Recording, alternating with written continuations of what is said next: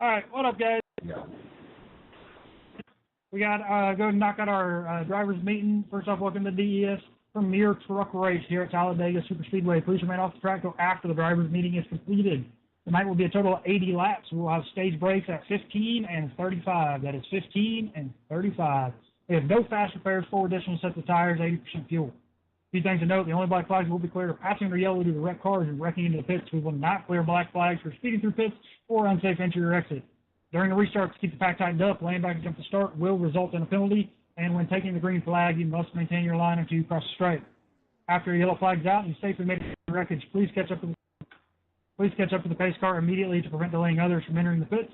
And when cycling through green flag stops, state over the radio what your intentions are to allow others to move around you. A long race tonight, guys. Let's take it easy. Good luck. Have some fun. Thank you, Hunter. How'd you get a lot that fast? So, Me? that he sold me. Yeah.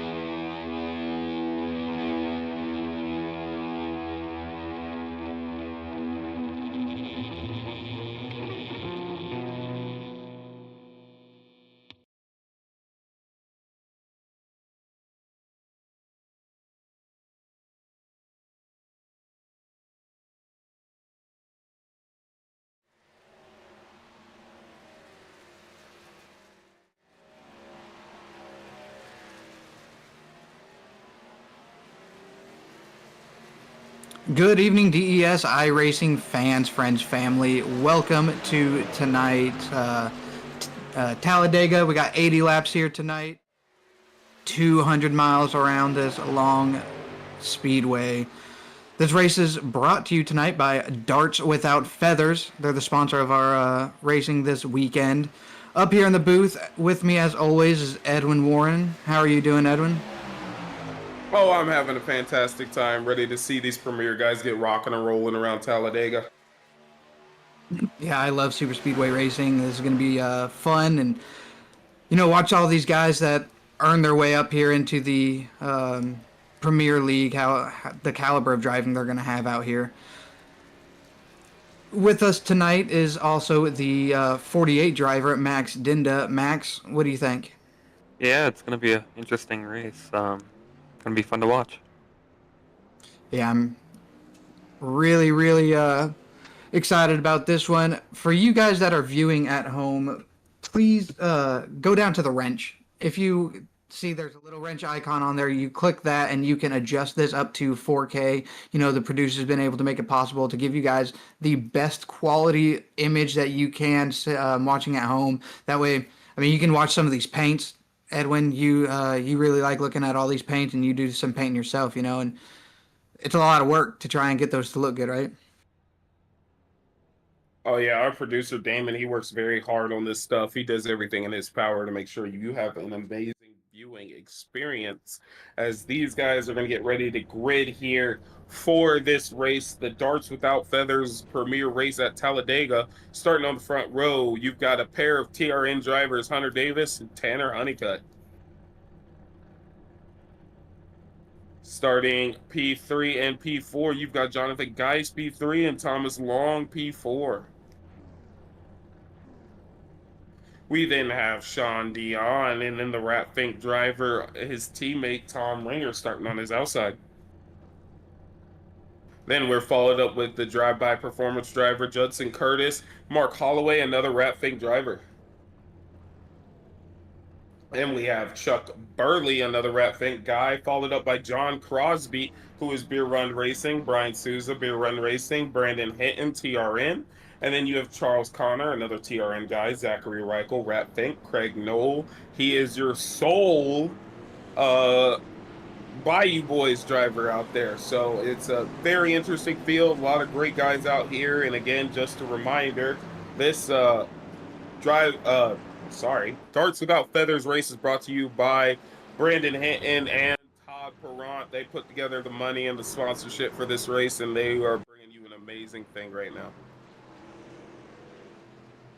Yeah, it's awesome for them to do that for us, and you know, it kind of gives us a cool sponsor to have over the weekend. Got their logo up there throughout all the races that we've broadcasted this weekend, and I mean, that's a cool logo. I like the name. I don't know who came up with that, but it looks like Mad Max on that picture. I think the name was Brandon Hinton and the logo was Todd Perrant. I'm not 100% certain, but you know, thanks to those guys on doing that and getting us some highlighted fun names for our races. Sponsorship options are always open, and we hope to see more of them.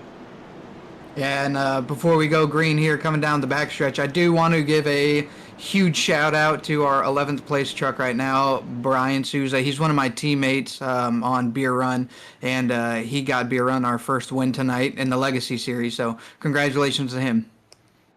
He earned that win, getting shoved by me, man. I was looking for an avenue to get underneath him and get past him and take that win, but he drove a phenomenal race. He also had two heavy hitters on his outside while he was racing too. You had Hunter Davis as well as Tom Ringer, who are right there, and they actually finished second and third, and I unfortunately got fourth. But yeah, he had some super speedway aces. I think all three positions right behind him were super speedway masters, and he came out on top as pace car is now off.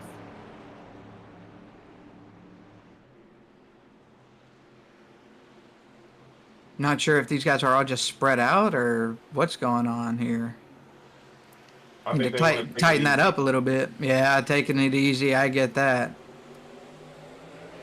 They all squished together right there at the very end, so good on them. Pretty good restart. It's a good timing tactic, you know, especially on the super speedway. Kind of give a little gap, and then right before you hit the restart zone or the green flag, you squish up to each other. So you're higher in RPMs versus the guys in front of you. So it's good tactic, keeps the field nice and tight. Hunter Davis is going to take over the race lead. He did jump up and cover off Tanner Honeycutt, but he's going to pull back down, and he's got Jonathan Geis following him in tow. Yeah, that TRN 123 is really gonna be good for them. You've got two TRN drivers on the bottom dominating that bottom line, and then you got just a single TRN driver up top, but he's able to control the pace of that line, and they're gonna be able to work together. I'm not saying, you know, hindering anybody. He'll give them room if they want to go around, but you know, they're gonna be able to control this track here. Well, people like working with their teammates. I mean, look right behind those TRN guys. You've got Tom Ringer, Sean Dion, Mark Holloway. Those are all Rat Fink boys. And they are also going to be kind of looking for the same. You know, one thing they would love to see is all of one team on the top line, all of one team on the bottom line, because then it just comes down to your race pace at that time. It no longer is important to have your teammate behind them. It's about your speed. But Tanner Honeycutt's actually going to get pushed by Thomas Long. He's going to clear Hunter Davis on the second lap here, and it's now going to be to the point. He's going to look to lead a lap right now.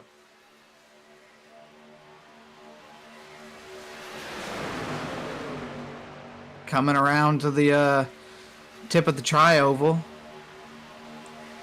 Now, Talladega's a unique one. The start-finish line is not in the center of that tri-oval. It's off towards turn 1.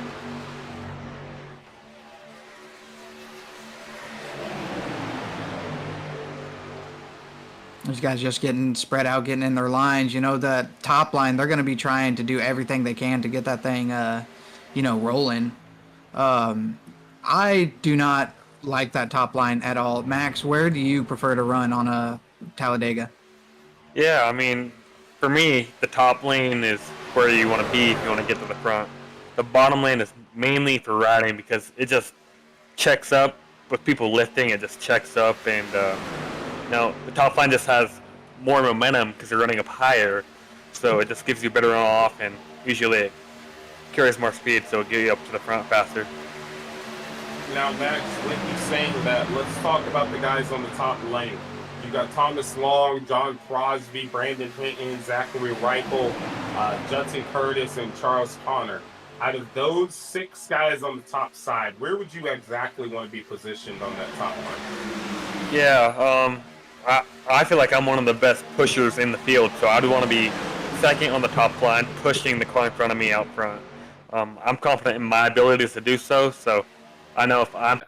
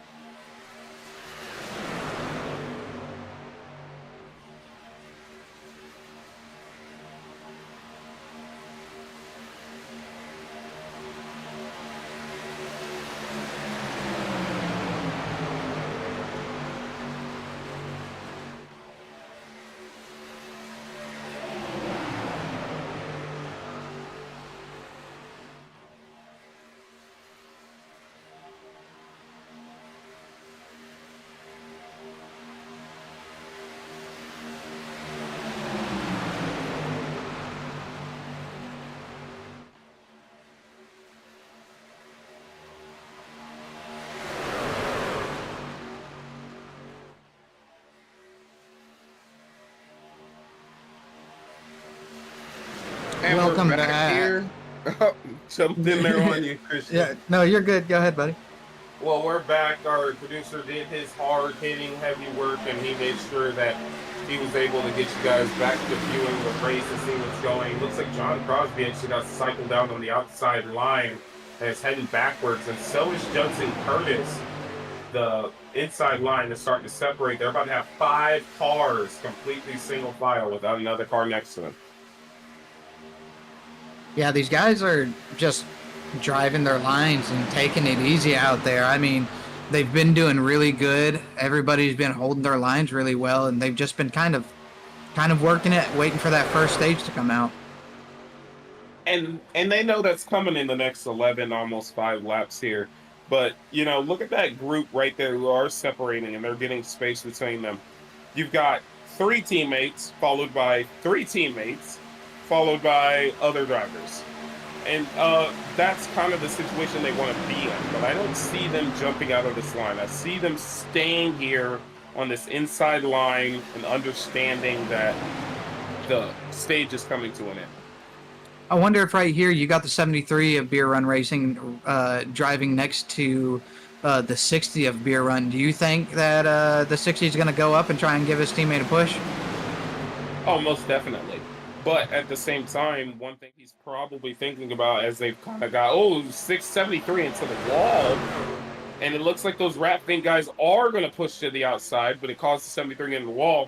I was going to say the issue with that, if he was to jump up to him, is he losing momentum? And that's kind of where we're at. And look at this now. Rat Fink guys lined up 1 through 4 on the outside line, and they are looking to come to the front now. Yeah, I think that top line finally got developed, and you're just going to see them start to freight train some of these drivers as they gain that momentum on that faster high line. Yeah, especially when you have guys who are communicating with each other. That's how you get these kind of things. And you know those guys on the bottom side are communicating, hey, they're getting a run. You know, we've got to make sure we hold ourselves true. Because if you look at the current running order, they're actually spread out enough to where they would stay in line with each other.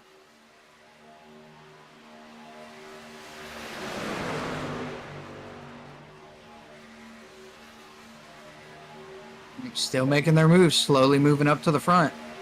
TRN line gets a little bit momentum and pulls out ahead, but that Rat Fink line is coming. The 73 is definitely hurt as he has dropped way off the pace and has lost the draft, but he's okay.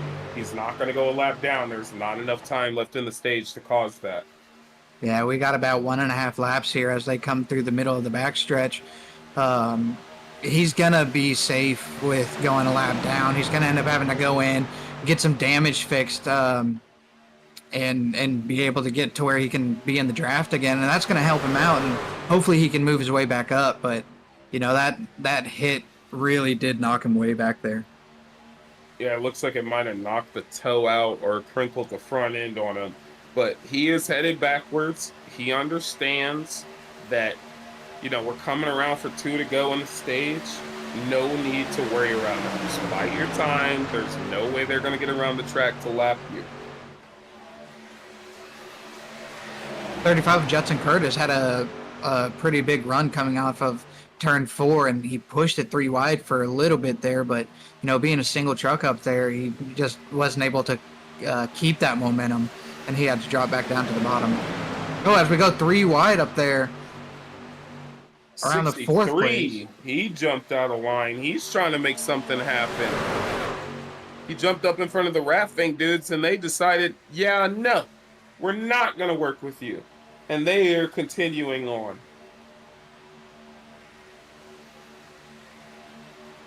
Yeah, unfortunately, instead of being able to get some steam going there, the 63 jumping up there by himself. Caution out for our stage break. Stage break. You're going to have Tanner Honeycutt winning that stage, followed by Hunter Davis, Jonathan Geis, and Brandon Hinton, as well as Chuck Burley was able to hang on, be the highest finishing Rat Fink driver. Yeah, that's going to be our first stage break. Lap 50 and lap 45 are going to be our stages tonight. sorry, 50 and 35 are going to be our stages tonight. And these guys are going to have to go down and get some fuel. I think they're only able to get about 35 laps on a full tank. If they save right, are going to be able to make it to the second stage. But I think we'll see them go down and just get some fuel and go back out on track. Yeah, we're going to take a quick commercial break, let these guys hit pit road, get more fuel, maybe even tires, and we'll come back with the racing excitement here in the Premier Series.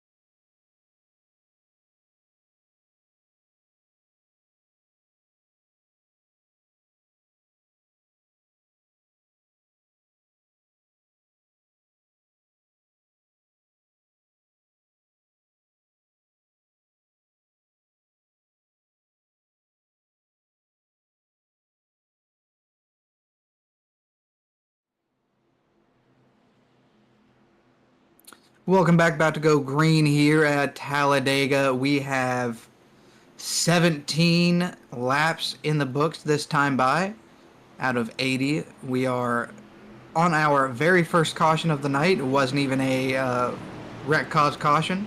That was our first stage break. Here we go, getting ready to go green. Hunter Davis leading the charge with TRN. He's got a TRN driver behind him and beside him. So they're going to be looking to try to keep some of that track position and just dominate like they have here in the beginning. Yeah, we'll see the 88 jump up in front of the 13 to try to give 13, which is Hunter's teammate, a little bit of draft there to help him. Yeah, the 32's in a good position too. He just needed to try and work in that 13, get him back there, as we now have 4 TRN drivers bumper to bumper there. You got Hunter Davis, Jonathan Geis, Tanner Honeycutt, and Charles Connor out there on that bottom line. 63 trying to make a move, pushing the 60 out of the way, going to leave him out there to dry.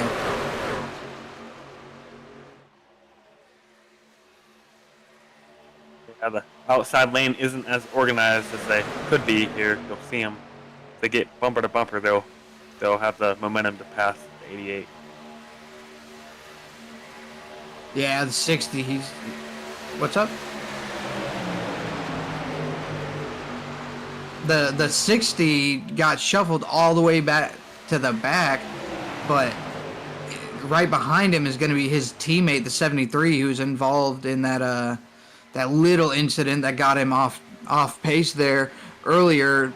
Looks like his truck's running a lot better since he went into the pits. Might have got some of that damage fixed.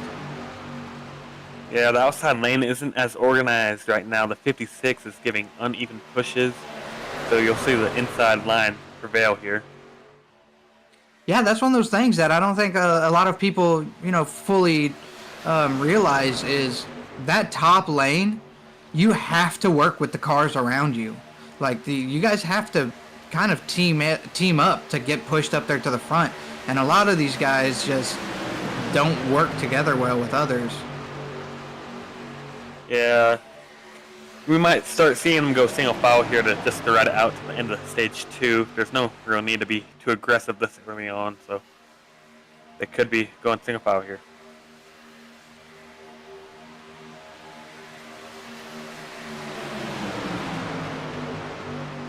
.35 getting a good push on the 56 there, though. He is finally pushing him up there. They're trying to make something happen.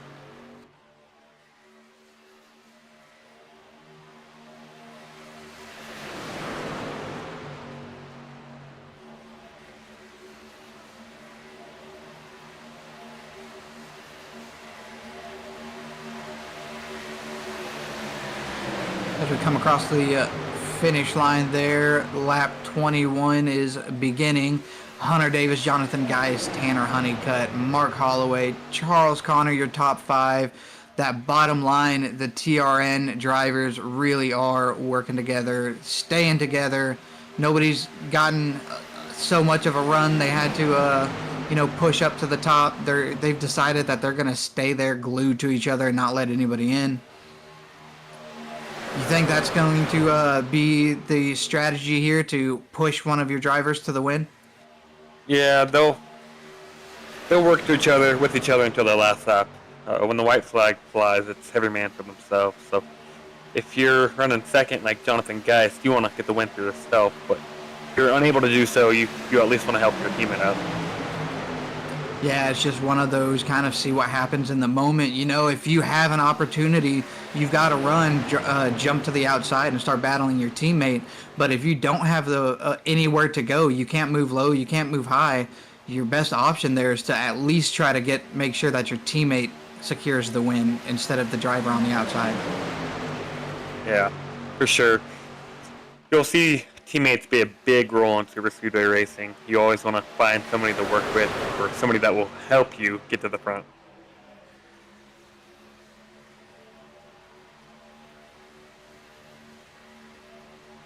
You see the outside lane getting some kind of comeback here. They have 6 cars in it right now. We'll see if they're able to make a comeback and charge towards the front. Yeah, and I think here soon the guy who is going to, kind of command excellence is the 68 Tom Ringer. If he gets up there in front of his teammate Sean Dion right there, he's going to be able to just take over that outside line and get those guys pushed up to the front and actually start making stuff happen. As I say that, the 35 pushing the 56 up there, they're now side by side with our leaders. Yeah, the 35 is a well-known good pusher. When you are pushing, you do want to watch your temps, your oil temp and your water temp. If those go too high, your engine will lose power, or it could just go kaboom and explode on you. So you always want to keep an eye on your temperatures while you're pushing. Yeah, these trucks really rely on airflow in order to stay cool. I mean, they do have water in there to try and cool down the block as they're racing, but yeah, airflow is a big thing. If you get too close to one of these trucks for too long and you block that airflow off, you'll start to get hot. And it's the same if you let these trucks just sit there and idle on pit road for too long without all that airflow, you'll blow your engine. So it really is big there. The 32, how close he is to his teammate Hunter Davis. Eventually, you'll see him kind of back off a little bit just so he can cool his truck off. Yeah, you'll see for instance, Hunter Davis, if Jonathan Geist is getting hot here, you'll see Hunter Davis in the turns move up about a lane or half a lane to give a little bit of airflow to Jonathan there. So you'll notice him move up to try to get a little bit of airflow in the turns.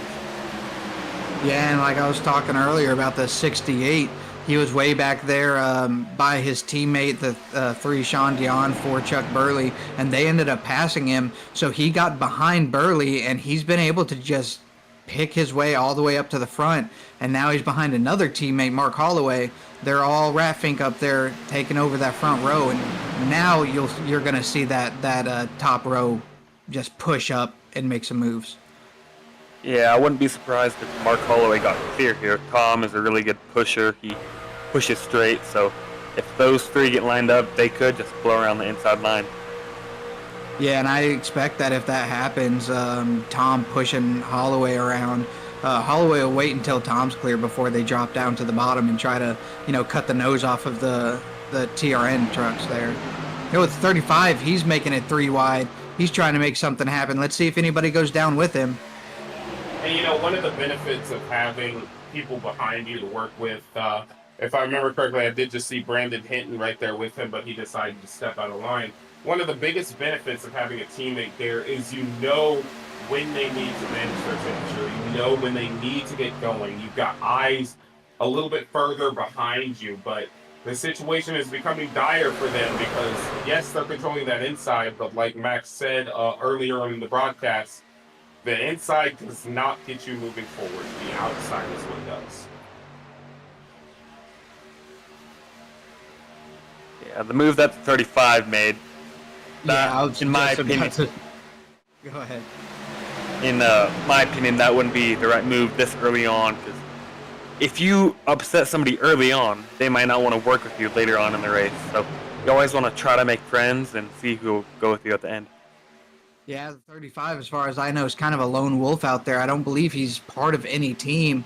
And he pushing it 3 wide there and kind of bullying his way up to the front as he's getting pushed in the back by the 56. Like you said, there's still a lot of racing there. And if somebody, takes a door from you and you push yourself up to the front, there's still a lot of racing for them to be able to, kind of reciprocate that skill of driving. Hold on, it looks like Geist was actually making a little peek to the inside just then on the 88. Maybe Geist is determining, hey, I don't want to be behind you anymore. I want to get out front and lead some laps. Yeah, it looked like the 32 backed off there, so I think that was unintentional there, and he backed off to get Hunter back in front. So maybe a little mishap there. 88 getting a little high up off the turn. So yeah, and I just want to throw out there that high line now that they're working together. That last lap, the 35 did cross the finish line first, so he will be scored as leading that last lap. That just goes to show you what working together up there does. And speaking in terms of what the position of the 32 of Jonathan Geis, both of you guys are drivers. Both of you guys have seen pretty substantial success at the super speedways, some wins, some good finishes, and things like that. When he was peering to the inside of the 88, would you have backed off, or would you have gone for it, even with it being this early in the race? I would have backed off. Yeah, I would have backed off as. Yeah. Go ahead. Sorry. I would have backed off as well, especially if it's Hunter. If it's somebody else, it depends. Early on, I would probably back off, but later in the race, you'll see people just gun for it. So, yeah.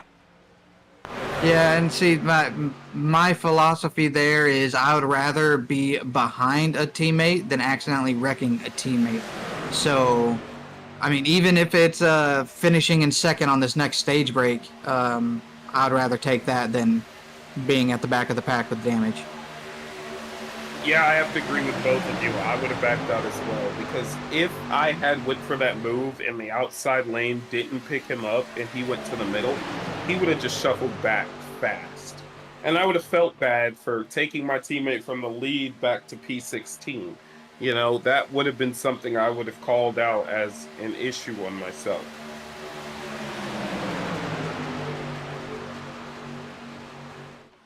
Yeah, interesting. We still have the TRN 123 on the bottom there, and we got some of those Raffing boys that are up on top. Now, if you look on the bottom, the 3 has came up. He's Raffing. You think that he's going to try and make room for some of his guys to get down there, or you think he's going to try to sneak his way up onto the top row with his teammates? Absolutely not. He's going to stay where he's at, because the risk versus reward right now shows that he would create a problem nonetheless. If he stays bottom and makes a gap, they're not going to have momentum. They're going to lose speed, and they're going to lose tail of those 3 TRN drivers. Now, if he jumps up top, he's going to kill their momentum. He's going to hurt their run. And then they're going to lose momentum to even more than just those front 3 cars. They'll end up back towards their other teammate, Zachary Reichel, because he's killed their momentum. So in my book, I would stay exactly where I'm at. What about you, Max? Yeah, I would stay on the bottom there, just my own time.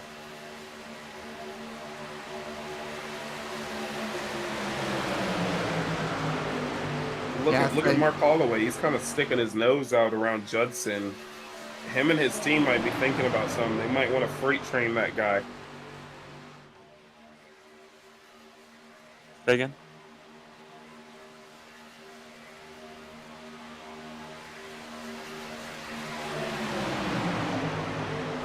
The outside is losing momentum. I mean, they've got 5 trucks up there. Everybody else is down low. But one thing I want to highlight on is the 60 and the 73 right in the back. Both those guys know how to get to the front on a super speedway. I have a slight feeling they're back there just biding their time.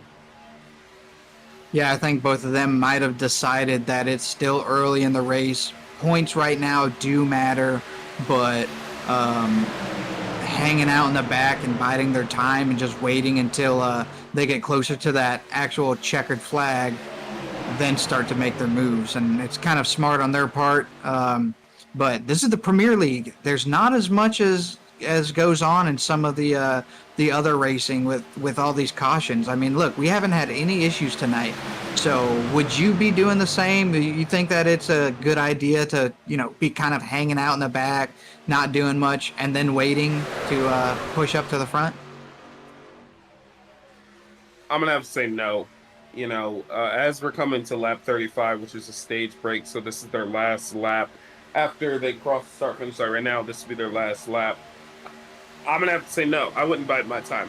I know these guys are good at keeping it clean. I know these guys are going to get wild with, let's say, at minimum 5 to go. I want to be towards the front, because this type of group, you're not winning it from P16. You can win it from P3. You can win it from P4. Heck, maybe even P5. But anything further back than that, you don't have a chance to win.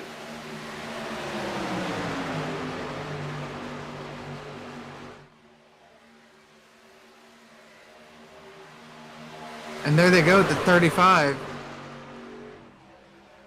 35. Oh, all them on the top lane were able to make something happen and pass that bottom. That is a run and a half to have that many people get past the leader. Coming to end the stage, it's going to be Judson Curtis, Mark Holloway, Hunter Davis, Tom Ringer, and Jonathan Geist, your top 5 positions. We will go to a commercial break here real quick while these guys get ready to make their way down pit road, get some fuel so they can stretch it out, maybe get some tires this time, and we'll be right back here with the Premier League truck race with DESI Racing.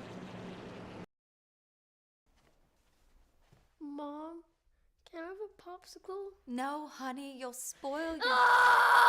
Hey parents, tired of those out-of-control kids? Throwing embarrassing tantrums wherever they go. At the grocery store, on the playground, even at the dinner table. You've had it with parenting, but wait, there is a solution. Introducing Nap Time, the latest, most effective tool for child tantrum prevention. It's simple. Just douse a rag with our patented Sleepy Time formula, place it over your child's cry hole, press and hold gently for 8 to 12 seconds, and presto, no more tantrum. I was beginning to think adoption was the only way out. Then a friend of mine introduced me to Nap Time. It's never been so quiet around here. The secret lies in Naptime's revolutionary fast-to-sleep formula. Developed by military-trained scientist doctors from NASA, Naptime's powerful molecules rush to the child's brain on contact, gently inducing instant tranquility. This is chloroform. Already put those wallet-draining crap factories out on the street? That's okay! Naptime works in any situation. On the golf course. An awkward blind date. I had a really good time tonight. It even works on pets. After we had our first child here, we regretted it almost immediately. We didn't know that she'd cry so much. Talk about defective. But thanks to Nap Time, our little Samantha here hasn't made a noise in weeks.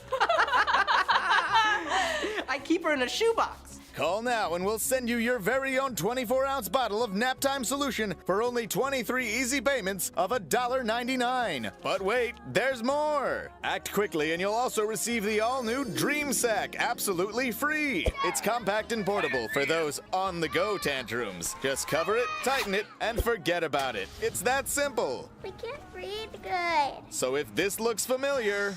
I feel pregnant.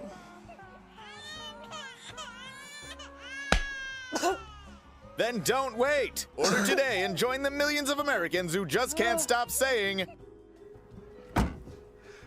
Thanks, Nap Time. Thanks, Nap Time. Thanks, Nap Time. Nap Time! When they just won't shut up. Nap Time is not legal in the following states.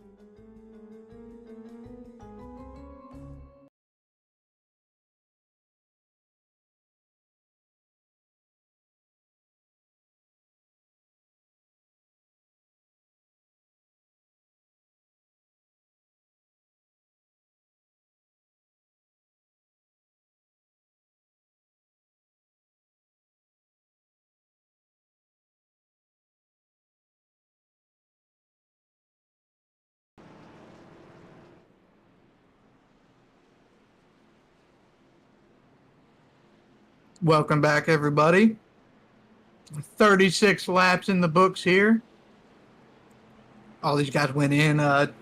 Most of them took tires. Everybody got fuel. A little bit of shake up there in the front. Mark Holloway, Tom Ringer, Judson Curtis. Those guys all coming out first. Got Hunter Davis. He's going to be back there in about third. And then who we got? Now it's showing Judson Curtis. Okay, it changed again. Jonathan Geist, that's going to be your top 5. Yeah, it's going to be interesting right now. As pace car is going to be in this time, you got 2 Red Paint guys leading the way. Judson Curtis, Hunter Davis, and then you got Jonathan Geist and Zachary Reichel right there. That's going to be your top 6. So it's a nice little shakeup. What we were watching of these guys controlling lanes, that's not the case now. They are shaking up really bad. So they've got to figure out a way to either get back together or work with the people around them. Yeah, it's going to take a lot of laps for these guys to be able to get back into kind of the running order they're in before, having teammates all on one line and another team on the other line. But, these guys now, they've got to just be thinking about what they're going to do in order to make that happen and then make it work and happen successfully. So it's going to be interesting and exciting at the same time to watch these guys shuffle around a little bit.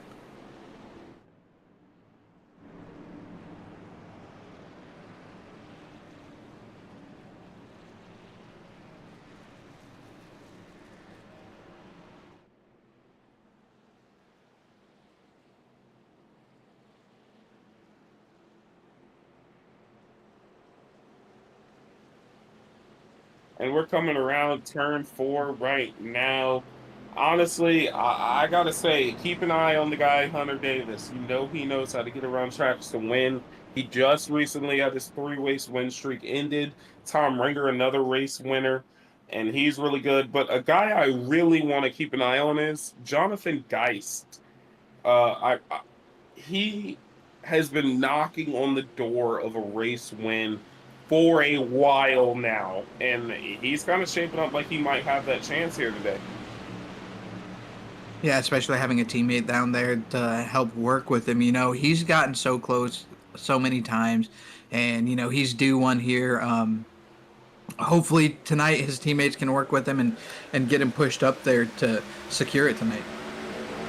Now, the thing about that teammate he has up there, if you're talking about the 88 of Hunter Davis, Hunter Davis is a great driver. He's going to coach you. He's going to get you to the front. He's going to help you out as much as he can. But he won't make it easy. If it comes down to you and him, he's going for the win. So that's something you always have to keep in the back of your mind, especially with any kind of teammate, is your teammates still in it to win it for themselves as well. Yeah, and that's just kind of a championship level thought process there for the 88. He's mentoring all of these guys around him. He's gotten a lot of wins, and he's just kind of showing all these drivers around him how to get it done, and he's just gonna do what's best for him at the end there. Sorry, I was having computer problems. He's going to show these guys how to get up to the front. He's going to teach them how to do it, and then he's going to do it himself. Yeah, and I mean, look at where he's currently at right now. He made a lane to go to the bottom. Oh, look at that. Justin Curtis ducking on the outside, hoping that outside lane catches up with him and gets in motion. But keep in mind, everyone, at this point, the car right behind him, the 2 cars on his inside right now, not going to play ball. And we've already seen that in this race. They're not going to play ball with him. Yeah, they've got to control the interest of their own team right here. Ooh, and he got a little squirrely. Got some close there. Threw the 35 out there to that outside wall, trying to avoid getting into that other driver. Whoa! Oh, 35 into the wall. They made a little slight contact, but we're going to stay green. That's going to kill the 35's run. He's going to have to claw tooth and nail to get back to them. They're abandoning him on the top side more and more. Yeah, the 63 is just making some wild moves there. He's the one that initially got the 50 or the 35 up to that outside wall by giving him a little bit of the bumper there, but now he's over there trying to just make his way around and get back in line. He seems like he's settled in now, though.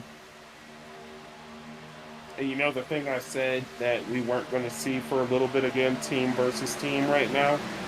First 2, Rat Fink. Next 3, TRN, and then right behind them, a Rat Fink. Which then now comes into a play right now.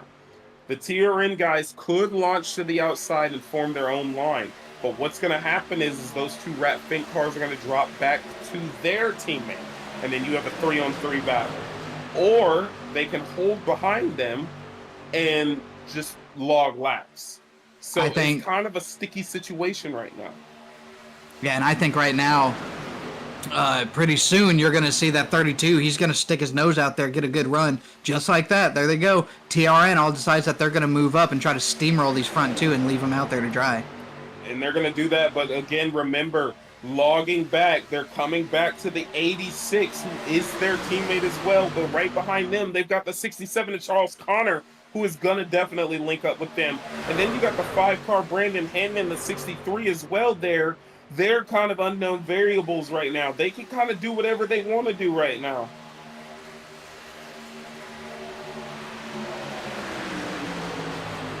Yeah, here comes the 67 to join his teammates up there on that Polar Express as they're going to try and freight train that bottom line.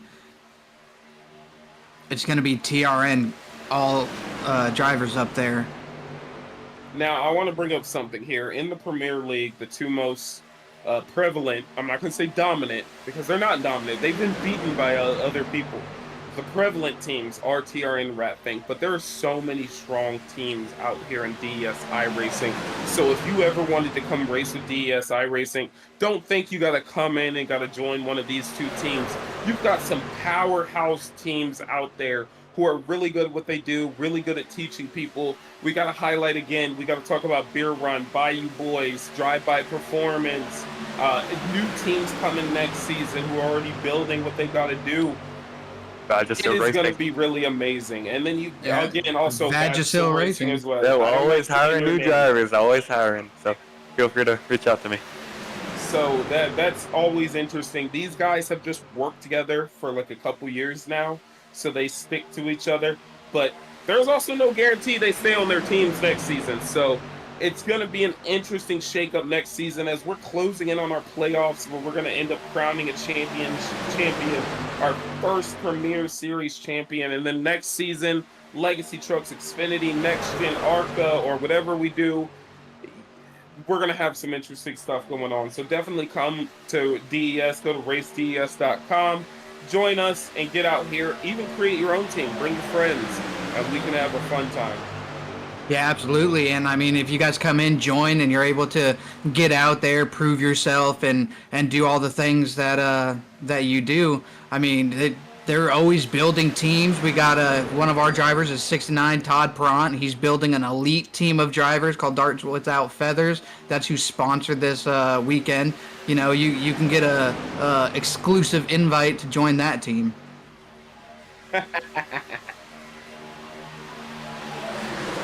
Well, we're going to talk about the points real quick again. Here at the Premier Series, I believe it's the top 8 make it into the playoffs, correct, Christian? I believe it's top 10. Okay, well, we're looking at right now, you've got Hunter Davis leading the way, followed by Tom Rear, Todd Perrant, Judson Curtis, Brandon Hinton, John Crosby, Chuck Burley, Mark Holloway, Charles Connor, and Brian Souza. But here's the interesting part. Brian Souza is the first car there. He is only 12 points ahead of, I think it's, actually, he's 8 points. No, is that 12? Is that 12? Tell me, do some math for me there, Christian. I can't do math that well. Between who and who? Sorry. Brian Souza and Jonathan Geist. Yeah, that's 12. You're right. There's the 12-point difference for the cutoff line. So that's why someone like Jonathan Geist, who is currently in P2 on that outside line, going for the lead, is pushing hard. He needs those points. Souza is behind him, and he knows that. Right now, if they were to finish the race right now where they are, we got a big wreck. Oh, here comes the big one. 35, he's around.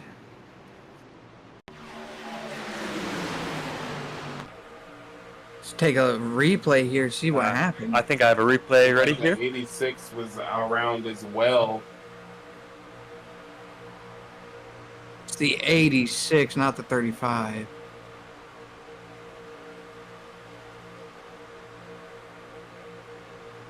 Car disappears there. That's the 56 of Mark Holloway. I don't know if that had anything to do with it. Oh, 86 turns his teammate 56, and just, you know, everybody behind him died. The thing is, if you're looking at it, the 86, he was off the throttle. He just had a run, went to the outside, was like, I shouldn't be there. He lifted, and it looks like kind of just they came together. He was lifting, trying to get behind him, and just accidentally tapped him. Yeah, I'm not convinced that the 56 flashing just seconds before that didn't have anything to do with that. The 86 definitely lifted. He's smart enough to know if he has to get into the brakes or whatever to stay out of the driver in front. So I wonder if that just had a little bit to do there. He's flashing, kind of disappeared. Yeah, it was a one-time flash I got, man. I've seen him a few times, but that one couldn't have come at a worse time, because once that happened, it was off to the horses right then.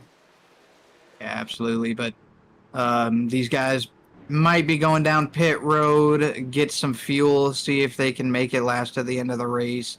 We're going to see them coming down now. But while that happens, we'll go take a quick commercial break, and we'll be right back here at Talladega with the Darts Without Feathers race here on the Premier Series of DESI Racing. Hey, Mike, I know you think your truck is totally sick, but this is what I think of your precious 4x4 hang out all day with your stupid friend's truck! Push it!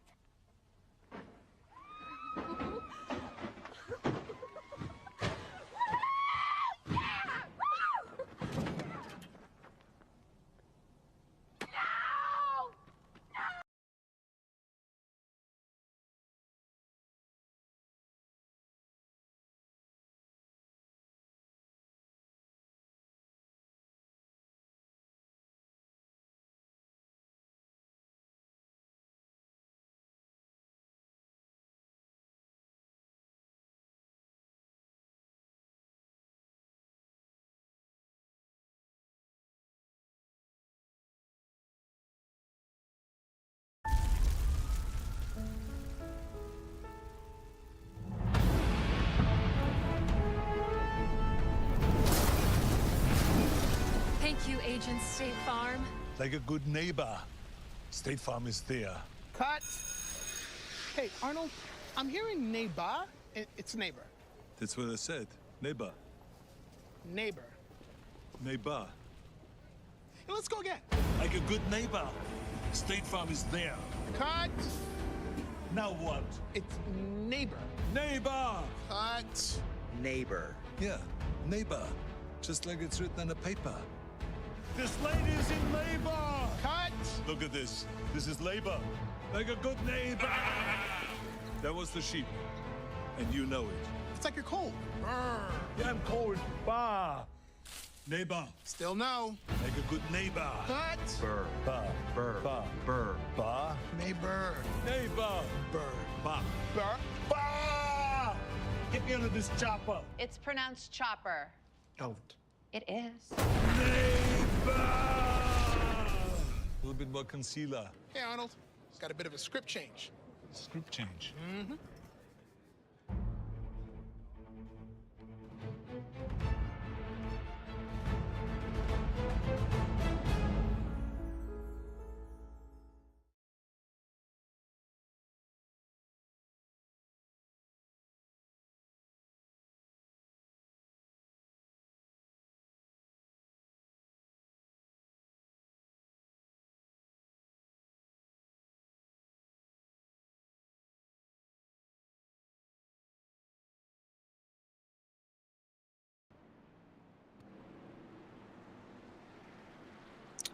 Welcome back, DES fans, friends, family. Appreciate you guys joining and watching this special weekend of racing we have. Darts Without Feathers Racing.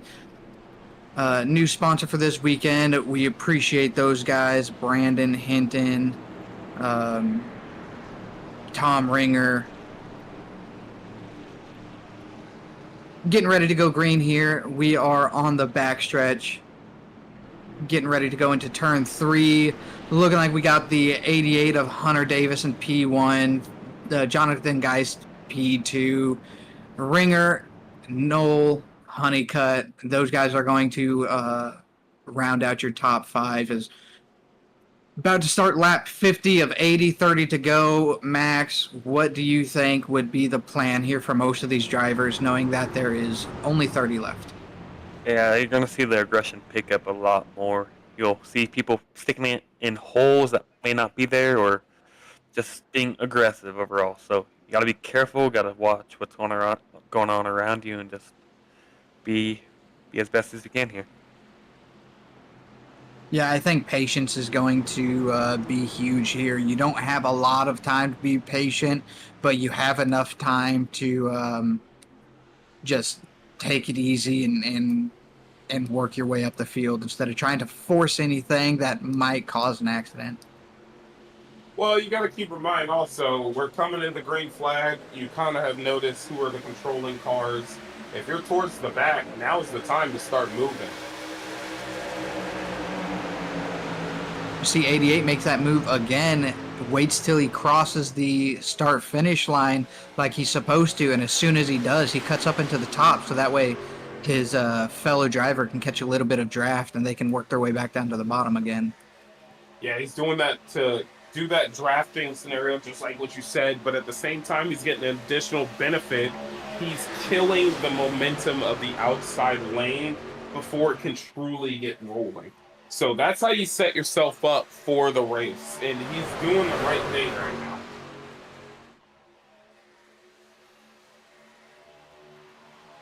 Yeah, that outside line, they're starting to get a little developed there. You got 3 with the 4th one trying to catch up, and, you know, it's really hard. They're splitting up. They're driving kind of crazy. One drops down to the bottom. They're not going to be able to get anything going here. My heart goes out for Tom Ringer, though, because look at where he's running versus where his nearest person he's been working with in this race is. Tom Ringer's in P3. The next closest car that he has worked with is in P7 and 8. So he's kind of in a bad scenario. They are hopping up high. They are trying to get something going to get to him, but he's kind of on an island. Something was going on with the 23 there, not sure. He dropped down to the apron and let everybody pass him, and now he's back up on the racing surface. Yeah, I think I heard him come over the radio and he said, I'm dropping to the back. I don't know if he has some kind of issue going on or not.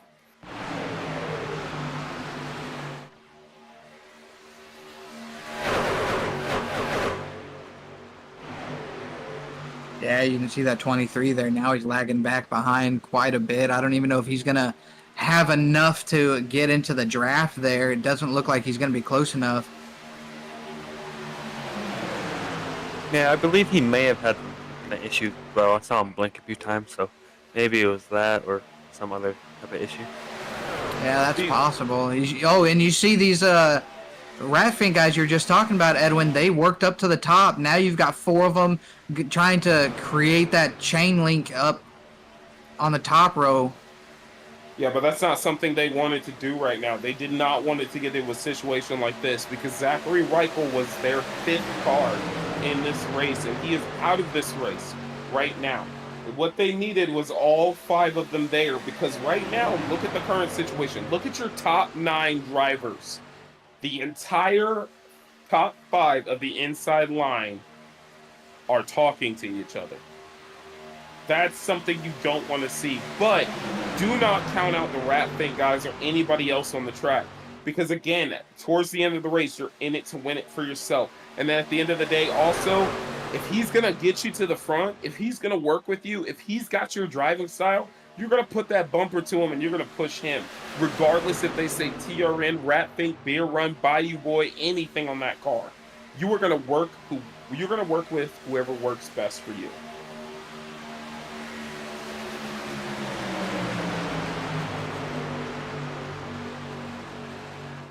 They're trying though on that outside. Yeah, I was just about to say those 4 up there, they're doing everything they can.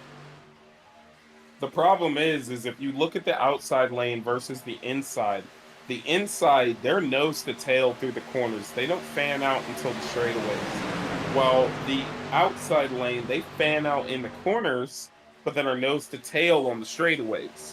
And you see who's dropping back because of it. Yeah, once you create that kind of formation, you really need to be able to hold it. You need to be able to push the guy in the front and continue to create that chain of draft there, getting all that air moved out of the way for everybody behind you as well. Now, with us being 26 laps till the end, Max, I'm going to throw it over to you. Where would you want to be running right now? Yeah, I want to be either leading or second in lane on either of the rows. You know, if you're leading, you'll be burning more fuel, so second might be best for now.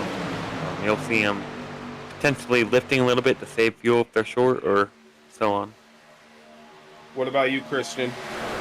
I have to agree. I think right now I would either want to be in a Jonathan Geis car, or I would want to be in the 68 Ringers truck. You know, the best place would be where the 32 is. You're saving fuel. You're kind of in a good position there. And you can also, at the very end, use the momentum of the truck in front of you to hop out of line and try and get some a good run coming to the checker. But I really like that top line too. I'm going to have to play devil advocate to you guys. I'd want to be either the 13 of Tanner Honeycutt or the 67 of Charles Conner. And I'm going to explain why. The 67 of Charles Conner is in the perfect position because the leader is burning. He is flat to the ground. If he runs out of fuel, Geis becomes the leader. He's going to block Tanner, and you need to dispatch them both. I'd want to be where Charles Conner is. But if I was where Tanner was, I would keep the 32 as close as possible to the 88 so that the 88 could back up into him and so that our lane can drive forward. And as we're driving forward and putting a gap, when it comes down to the wire, the 88's going to block. Oh, never mind. Tom Ringer drops Tom down. Ringer leaves his teammates up there by themselves to take the lead there. I really thought they had a big head of steam. I really thought he was going to wait until at least one more teammate was clear, but he just dropped down. Let's see if they're still able to hold that line. Well, what he's trying to do, in my opinion right now, is he's trying to control the draft. If that outside line does get a run, he's going to jump up there and he's going to nerf it. And he's going to drop back down low. Same way Hunter Davis does on the restarts for those first 2 laps. He's going to do the same thing right about now. He's just going to aim to nerf everything and control the race.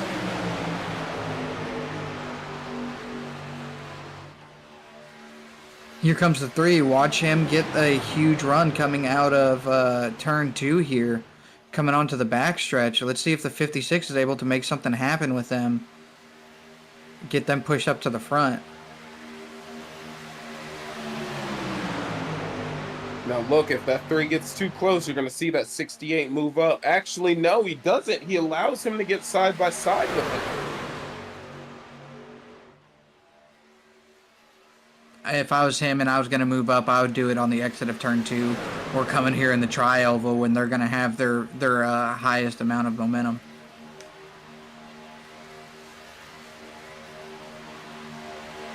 He's working hard, man. That 3, that outside lane is really trying.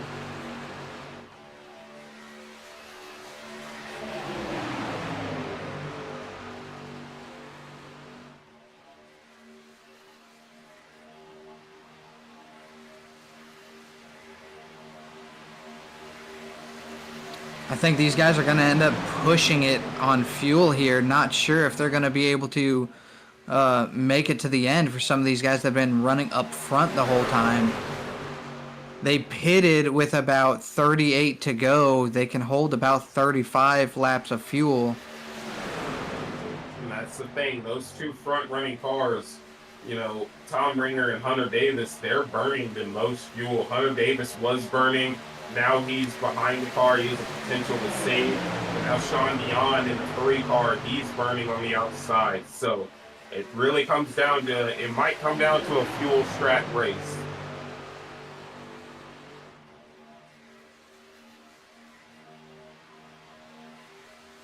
Yeah, these 2 front runners right here, they're wide open.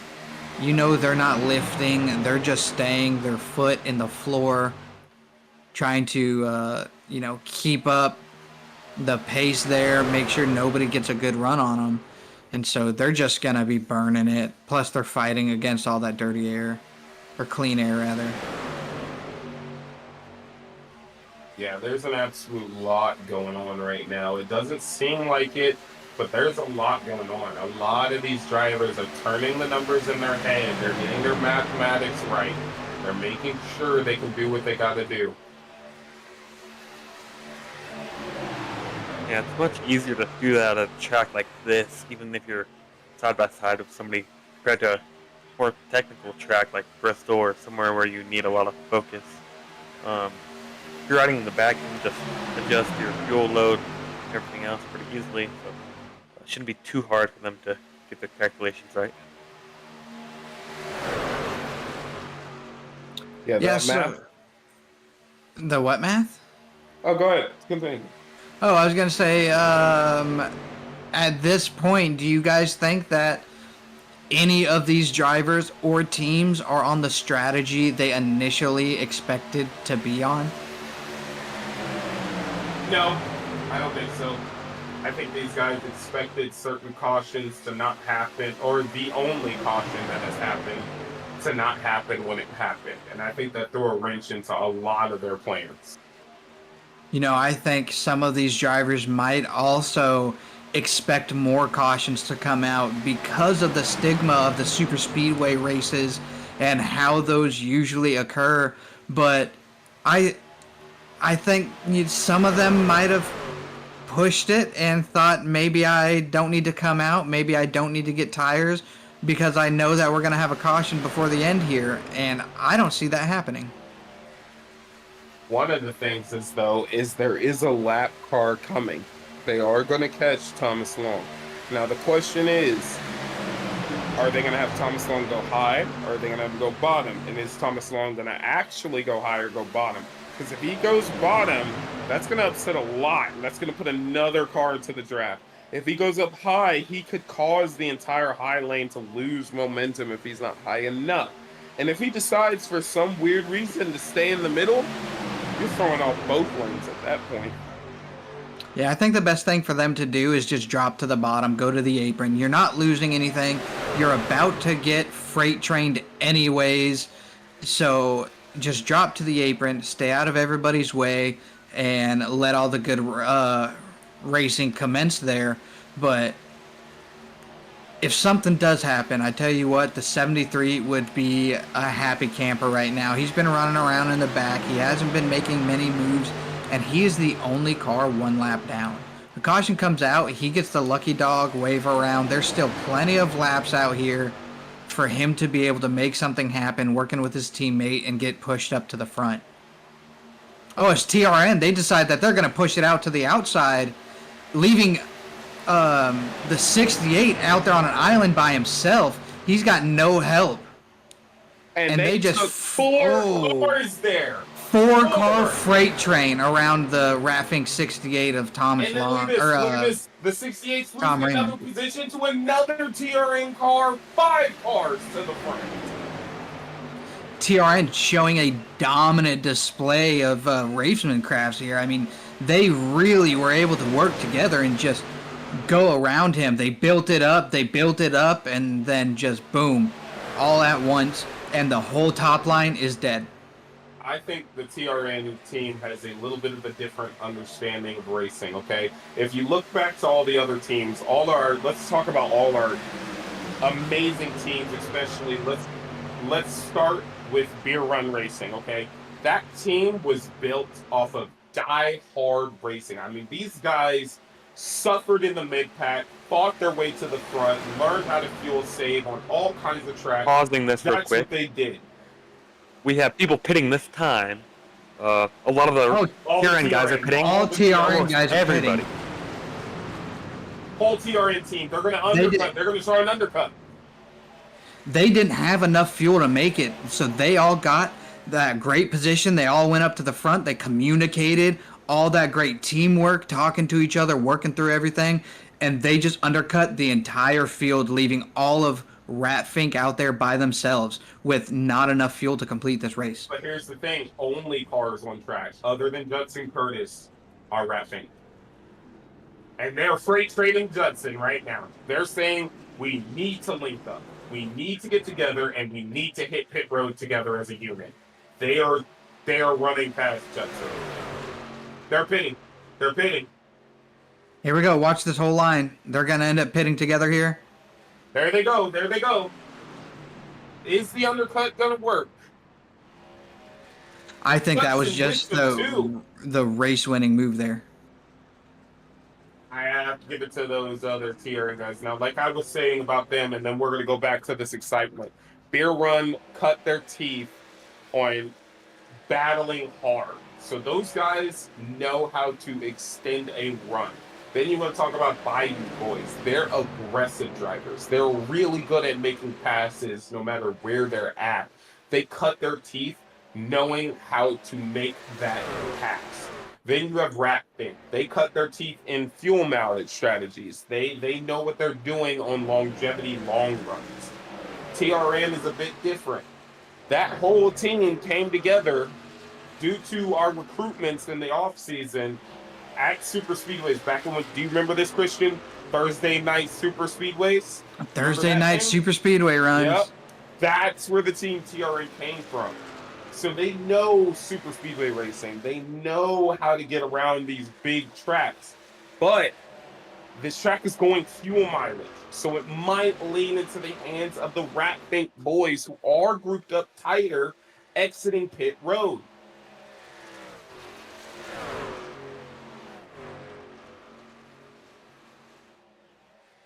Yeah, and as you see, I'm not really sure where a lot of these guys went. The 13, I hear him on the radio, might have damage. I'm not sure. Yeah, the 13 spun out on pit road. I have a replay if you guys want to look at it. Yeah, we need to go back and look at that. Yep, we're good. It looks like the Ratfink boys actually are going to come out on top too here.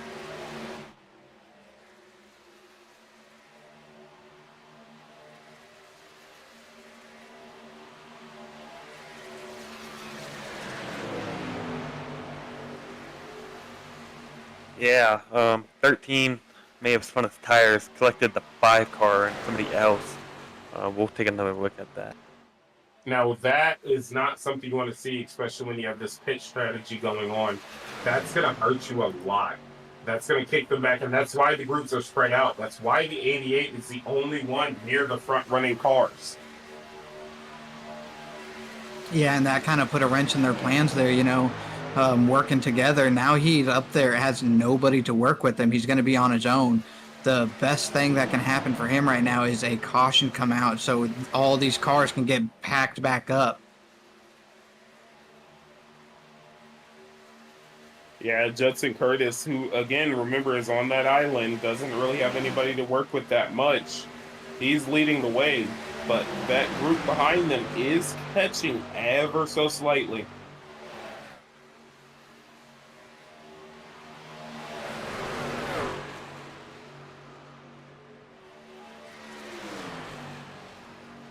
Do you think the strategy of undercutting would have worked? Or do you think that due to that incident on pit road, it kind of screwed them? I think that incident on pit road definitely screwed them. You know, you have 5 cars going down pit road at one time, all on the same team, all on the same page, with the same vision in mind, coming out of the pits together and being able to just link up, stick to the bottom, and push each other around this track. Eventually, after everybody pitted, nobody would have been able to catch up to them. Well, here's the thing that I want to bring up. Even with that, them having a spin, the Ratfink guys did not come out much better. Yes, they're in front of Hunter Davis, but they are separated. If you look at the front 4, you've got Judson Curtis, who pitted with them, not on their team. Tom Ringer, Sean Dion, those are teammates. But then Chuck Burley's all the way, Mark Holloway, they're 3.5 seconds behind. Something happened in their cycle as well that separated them back. Yeah, when you execute a plan like that, you draw it up and you want it to happen exactly the way that you discussed it, you really have to make sure that everything goes well. Obviously, nobody's pit times are all going to be the same. You can't just go in there guarantee everybody's going to be stopped for 10 seconds back onto the racetrack. But you got to do everything you can to try and make sure it's flawless. It's a well-oiled machine, they've got to be able to get that down, because once you come off pit road, you want to be together. Yeah, and I think the most unfortunate thing is that those 4 cars got the best pit stops, and they're holding strong. They're not losing time to that freight train behind them. They are still there strong. The only way this additional group behind them could possibly catch, if there was for some reason a caution, which I highly doubt is going to even remotely happen. Yeah, and as you just get a quick peek there, you see the 3 drivers that are actually running up front. That's the 35, 68, and 3.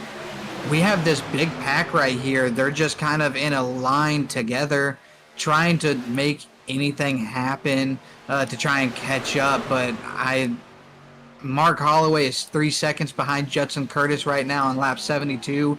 We'll just have to keep an eye on it and see if they're actually gaining any momentum, closing that gap any, and if they're even going to have a shot at trying to pull something out here.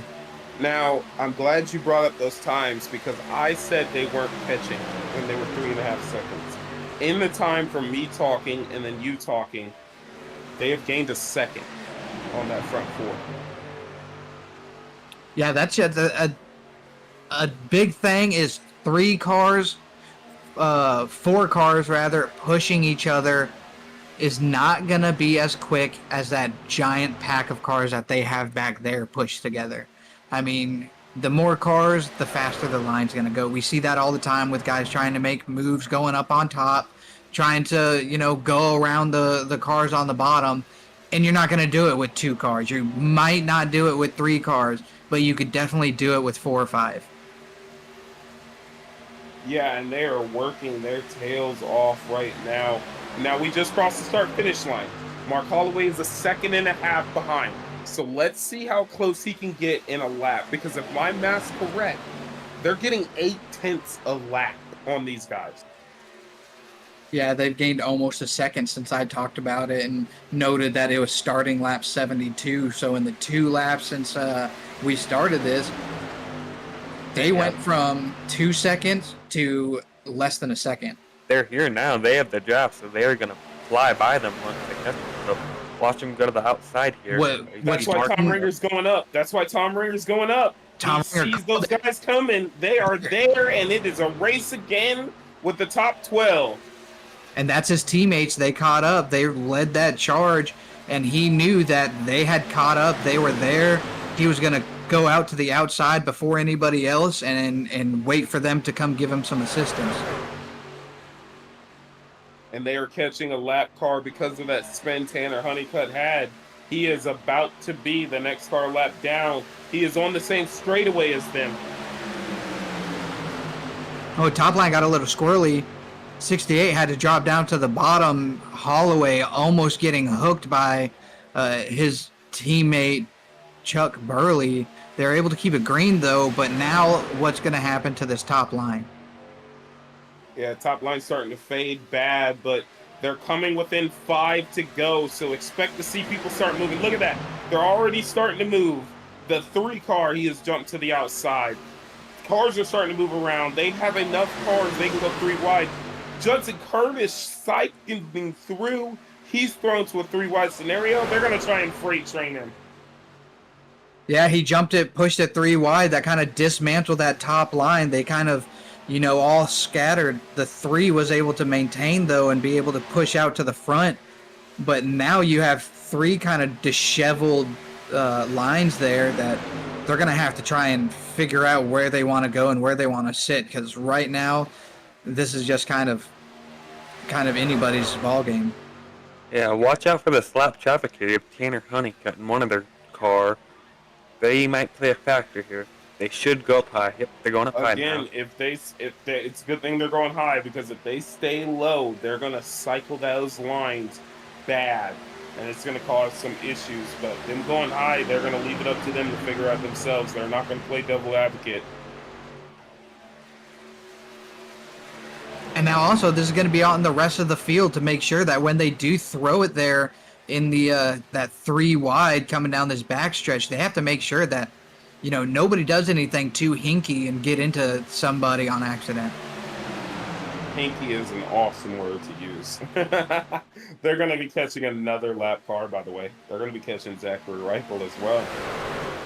Yeah, but Hunter Davis, he pushes out to the outside. He's now going to be the first car on that outside line with the 35, who is an amazing pusher. He can push that truck to the lead, get them both clear, and take away. But I think, I don't know about you, Edwin, right now, the 88 doesn't need to try and push out to the front and allow that top line to develop again and pass him. He's got 3 to go here. I think he does, because the more he shuffles up there and breaks their momentum, the more people are going to go down low, and he's going to create a scenario where that outside line doesn't have enough cars to make them go forward. Yeah, but that outside line that he had a full head of steam on that pushed him up to the front, if he was able to maintain that and just stop anybody from passing him on the low side,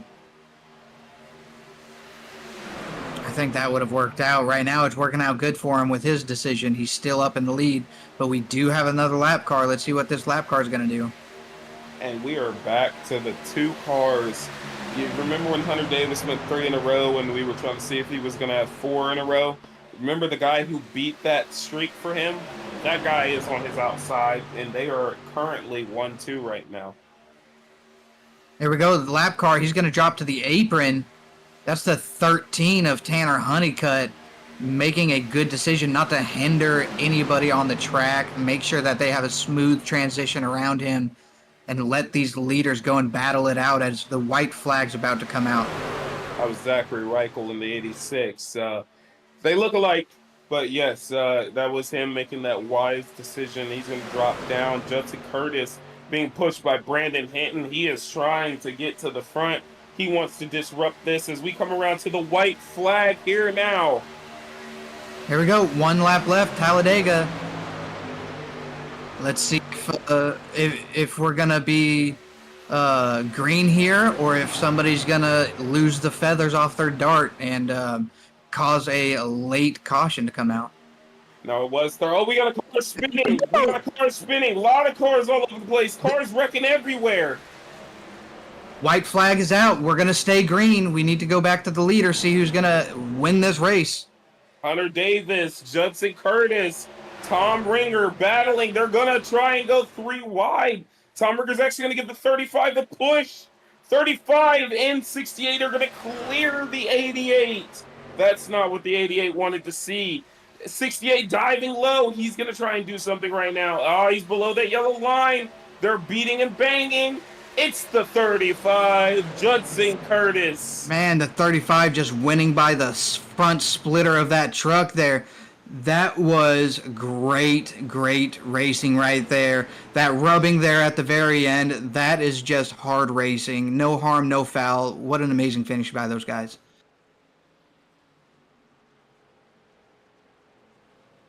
That was absolutely beautiful to see that happen. Oh my gosh. Those 3 cars have been super dominant in the Premier Series, and to see all 3 of them come to a head and battle right there, that's crazy. Yeah, looking at our top 10 here, these guys, that was amazing. We had the 35 of Curtis, Ringer in 68 in second, Hunter Davis 88 in third, Craig Nolan fourth, the 4 of Chuck Burley in fifth. That's your top 5, followed by Sean Dion, Brian Souza, Charles Connor, and it went away. But good job to all of those guys. Where was I? Oh, Jonathan Geis and Brandon Hinton. That's going to be your top 10. A lot of guys who were in the shot to win the race too. finishing still in the top 10. That was absolutely beautiful. As we got a third place finisher, Hunter Davis in interview staging. Sorry, I didn't want to call him Davison. He is currently there getting ready to talk to us.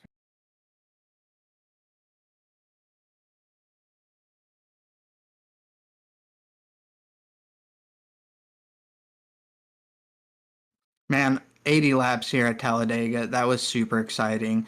I love speedway racing, and these guys seem to have a lot of fun. Joining us in the booth now, the 88, Hunter Davis. Hunter, man, you and your team worked really well that entire time. You guys were able to swap back and forth. You're able to push each other to the front. At one point, you had 5 of your teammates just steamroll and take over the lead right before you tried undercutting everybody for the pits, man. Walk me through, from your point of view, how everything was supposed to go and how you feel that it went. I mean, honestly, it kind of went as planned, at least in my truck. But when we were exiting the pits there after that last green flag stop, somebody had spun the tires and kind of looped it in front, and that definitely segregated the field quite a bit. I mean, we had a 6-second gap, and those guys were able to run us back down, which kind of made it a little bit interesting. I was kind of expecting the Ratfink team to stay together and work together, which they did. But kind of trying to throw mixing things. I was the only one from my team up there within that little area, other than you had Hinton right behind Judson.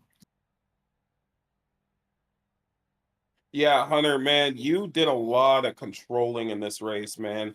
Every restart when you were in the lead, you would cross the start finish line, jump up, snap off the momentum, and then jump back down to the bottom. Did you think you had this figured out, or was that ending kind of a surprise to you? I mean, the wreck behind me definitely was. I wasn't expecting that coming. I saw Sean get turned. Not quite for sure what happened there. And then, after that, and we had me and Judson side by side. I was trying to decide what I wanted to do, if I wanted to stay side by side. I was thinking about dragging brakes, trying to fall back into his draft, which is kind of what Tom did.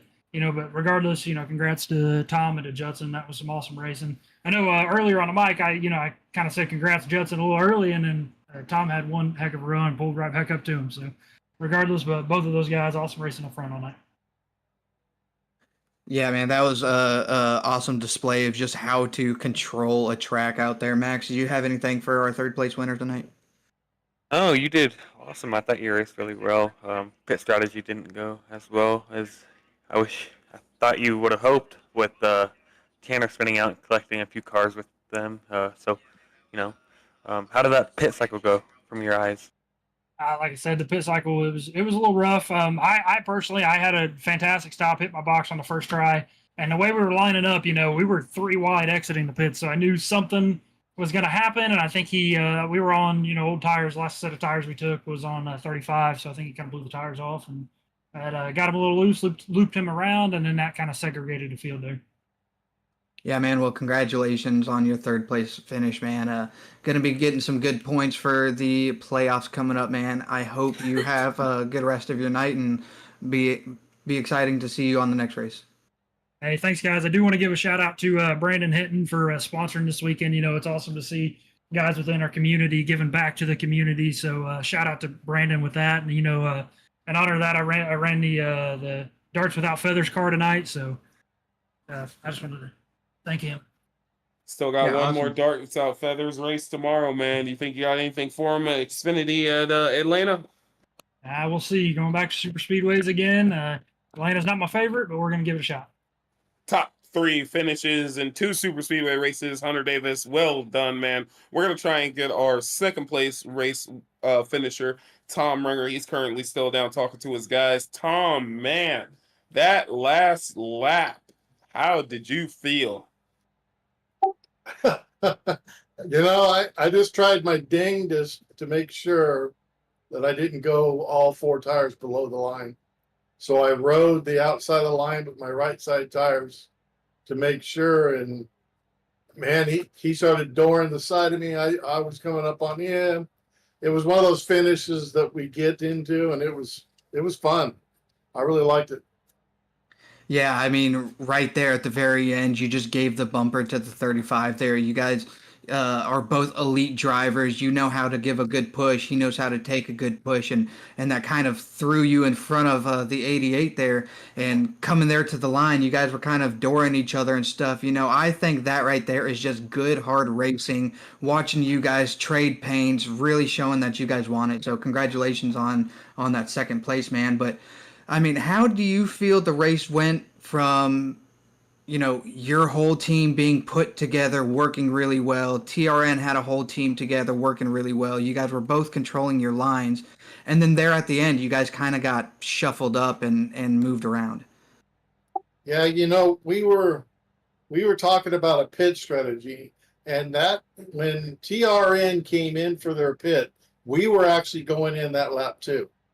So as soon as he said we're pitting, Ratfink decided to stay out. So we stayed out one more lap, and I'm pretty sure we got in better than they did. Maybe I'm not sure why they were so far behind. I knew they were going to catch us, but I was really pushing him, trying to make it to where they couldn't catch us. But once I seen them coming up, that's when I went up to block, and it went on from there. I feel bad for spinning Sean Donnie. I mean, that was terrible on my behalf.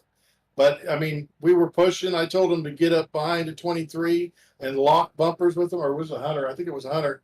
I told him to lock bumpers with him so that way I could shove you both. And then there was a little bit of swerving left and right, and that's all it took. Around he went, and I feel bad for that.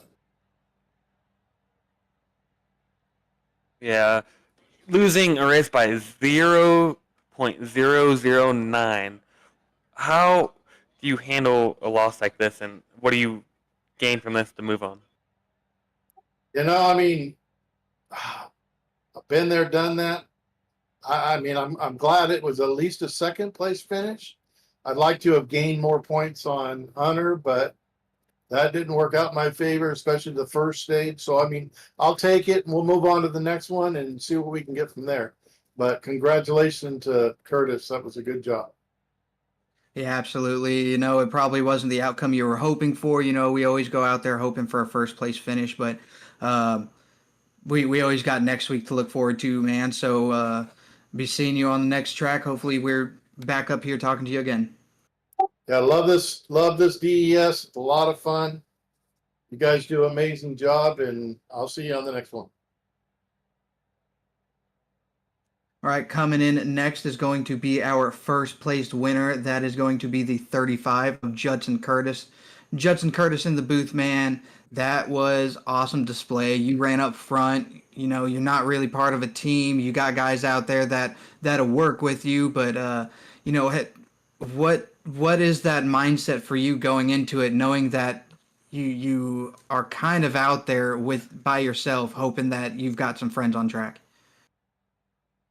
I was kind of trying to ask a little bit earlier in the race who had teammates and who didn't, but I did see the Ratfing boys up there up top, and I kind of knew that if I needed to have a shot at winning it, I needed to hang with them and pit numbers, and so that's kind of what the game plan going into it was just to figure out who was on the team and just try to hang back and stay with them for the most part. Kind of got the nose a little bit dirty, but we kept it clean and repaired it, so it's all right. Hey, Judson, on that last lap, did you ever have any doubt in your mind you could potentially win that, especially after you and the inside line support right behind you was just completely taken out? Do you think that there was a chance you could lose it based off factors that were out of your hand? I did, when the inside line fell apart, I was just honestly worried about keeping it a clean finish with Hunter and I, because, the racing between Hunter and I has just been fabulous here lately. So it was like, let the fastest truck win. But, I see Tom creeping up there in the rear view behind me, and he's just getting bigger and bigger. And by the time the travel hit, Tom almost snuck it out the bag and robbed the bank tonight. Congrats to him, because that was a hell of a run at the end. But I did think I was going to lose it there at the end. Yes, sir. Well, you got him by 0.009. He almost got you. If there was maybe 2 more feet, I think he would have had you there. So, great finish there. Photo finish. Good job. Thank you, Max. I appreciate it. Well done to Judson Curtis. Christian Clark, you got any questions for him? I don't, man. I was just going to say congratulations, man. You came into this Premier League. I think this is your second week in a row. I believe you've gotten a win, man. Going to be exciting to see you go out there, try to make it a three-peat, and nice to see you back on track with us. Yeah, thanks for having me, all. I enjoyed it. The racing tonight was excellent, so thank you all for hosting it and putting it on. Well, congratulations to him. Christian Clark, what are your thoughts on the race? Man, it was a good race. It was exciting. I appreciate everybody that stopped in and viewed it. Definitely appreciate, Brandon Hinton with the sponsor tonight and then for this weekend, giving back to DES, showing his support, that just shows how much that he loves being here. And man, it was fun. Thank you for joining us, Max. Really happy to have you up here. I hope we have you up here more often on these premier races. That is until you get accepted into that race league. But thanks, guys. Honestly, Max, you got any closing remarks? Well, I gotta say, man, watching the Premier guys turn laps on the track is next level. Those guys really know what they're doing and they really pay attention to what they got going on. I'm really happy to be a part of it. I think it was absolutely awesome. And thank you to Damon O'Brien for producing and putting on this DES iRacing League. Thank you to Christian Clark for broadcasting, Max Denda. And then we also want to say thanks to Brandon Hinton and Todd Perrant for bringing the Darts Without Feathers sponsorship to this whole weekend. And tomorrow at Xfinity, we are also going to be at Atlanta Motor Speedway, or Echo Park Speedway, as it's called now. Another technically super speedway. So it's high bank, high speed all this weekend. Can't wait to see you guys in there. That's going to be broadcast by Mr. Christian Clark. I will be driving in that one. See you in the next one, guys. See ya.